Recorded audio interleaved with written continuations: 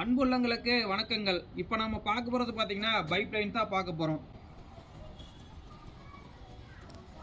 நம்ம பைப்லைன் பார்த்தீங்கன்னா எல்லாமே ஸ்டெப் கிளாம்ப் தான் யூஸ் பண்ணிக்கிறோம். இதை வந்து அப்பார்ட்மெண்ட் கிளாம்ப்னு சொல்லுவாங்க. ஆனால் நம்ம ஏரியாவில் வந்து ஸ்டெப் கிளாம்ப் தான் சொல்லுவோம். நம்ம பூரா பவுடர் கோட் கிளாம்ப் தான் யூஸ் பண்ணிக்கிறோம். இந்த பைப்ல மாற்ற கிளாம்ப் கூட கம்பெனி தான் யூஸ் பண்ணிக்கிறோம். எல்லாமே பிராண்டட் மட்டும் தான் யூஸ் பண்ணிக்கிறோம். இது பார்த்தீங்கன்னா 1.25 பைப்பு. இது வந்து டேங்க் ஏர் லைனு. இது வந்து STR 11 தான் யூஸ் பண்ணிக்கிறோம். ஹாட் வாட்டருக்கு நம்ம STR 11 தான் யூஸ் பண்ணுவோம். கீழே பார்த்தீங்கன்னா 2 டேங்கோட டெலிவரி லைன் தான். இது ரெண்டு பாத்ரூம் தனித்தனியா போகுது. உங்களுக்கு பார்த்தா தெரியும். இந்த கிளாம்புக்கும் இடையில 30 இன்ச்சு வச்சிருக்கிறோம். நம்ம ஜாஸ்தியா எங்கேயும் வைக்க மாட்டோம். ஜாஸ்தியா வச்சோம்னா என்ன ஆகும்னா இது வந்து பைப் லைன்லாம் டவுன் ஆயிரும். அதனால நம்ம வந்து ஜாஸ்தியா வைக்க மாட்டோம்.